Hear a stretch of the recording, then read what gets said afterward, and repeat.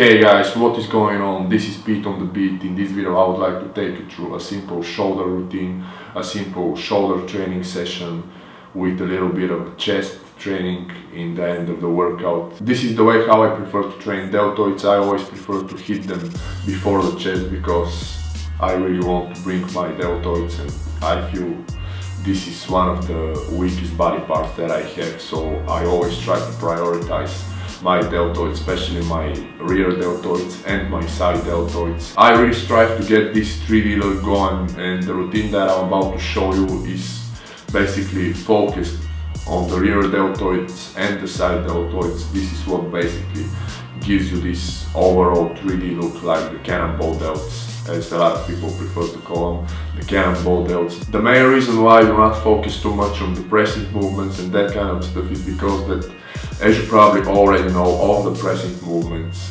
even the overhead presses and that kind of stuff, they target mostly the front deltoid, and you target your front deltoid a lot with your chest pressing movements, with your cable crossovers, even with your dumbbell fly and that kind of stuff. So I try to stay away from the pressing movement to a certain extent, to a certain degree. It's not that I don't want to do pressing movement, but I prefer to do everything before the pressing movement and then hit like some kind of an overhead press. In other words, I always prefer to hit each and every side of my deltoids before I move on to the presses, and then I use the pressing movement as a bridge between the chest training and the shoulder training. So as a quick summary of the whole routine that I'm about to show you, I'm gonna put it like this. Basically, this is a fairly easy routine. It's not like based around pushing a lot of heavy weights and that kind of stuff. It's based around a lot of volume. As you probably know if you watch my other videos, I'm a volume type of guy. I prefer to do a lot of volume. And I started the whole routine with seated rear deltoid movement with dumbbells. I started the whole routine with seated rear deltoid raises. Great movement, one of my favorite movements.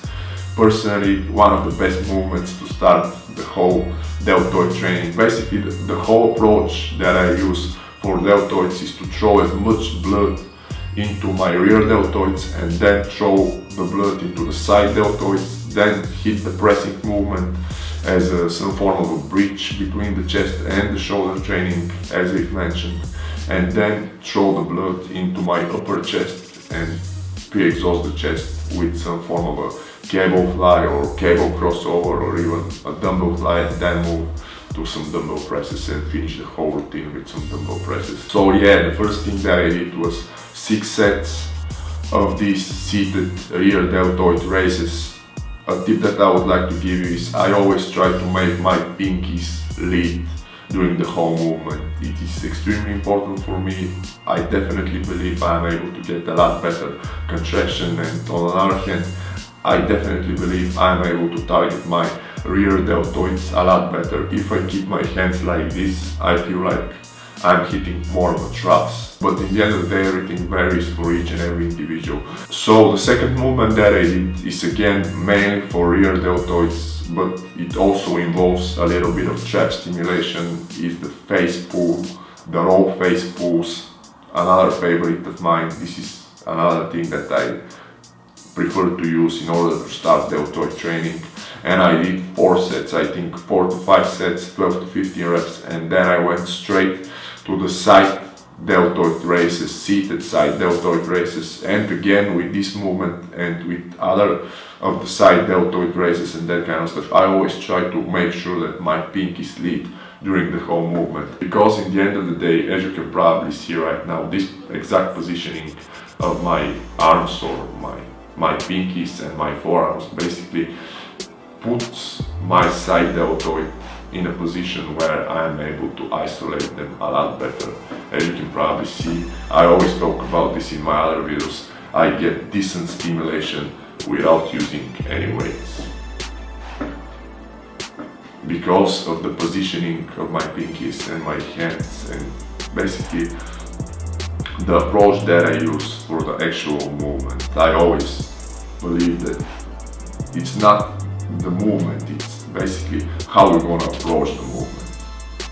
This is definitely true. at least for a certain extent for most of the people. So I definitely encourage you to think about this. So the second movement that I did for side deltoids was the standing side raises, and here I would like to point out that again I make sure that my pinky sleep throughout the whole movement. I keep my hands like this, but on this particular movement I prefer to use a little bit more weight and really try to do like rest poses at the bottom. I don't know why, but I definitely believe this is the most optimal way to approach these exercises, at least for me. And as you can probably see, I really try to squeeze and really try to push a little bit like a heavier dumbbell. But again, as you can probably see, it's relatively lightweight. Those are like 15-pound dumbbells that I'm about to show you. Later in the video I'm about to show the whole gym footage, and you are going to be able to see that I do not use more than 15-pound dumbbell. And the third exercise for side deltoids, this one actually involves a bit of front delt stimulation. As you probably already know, is the upright row. I prefer to use the easy bar. Nowadays I feel pretty comfortable with the easy bar, and I'm able to keep the positioning of my hands like this, and on the other hand I try to get the grip as wide as I can, because this really gives me the ability to target and isolate my side deltoids a lot better. As you're gonna be able to see, I do not move a lot of weight, but I really try to get the best stimulation possible. And this is actually the thing that I definitely recommend you to do. Simply throw as much blood as you can in a particular muscle area.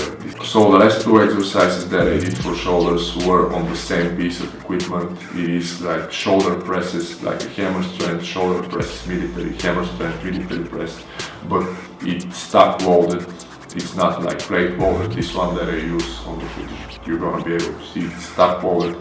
And the thing that I prefer to do nowadays is to hit like 2 to 3 sets overhead presses, you're gonna be able to see, and then I hit a regular military press on the same machine, and I really feel this is amazing finisher for everything I did before this movement. So after the shoulder presses I went straight to the first chest exercise. It is cable crossover.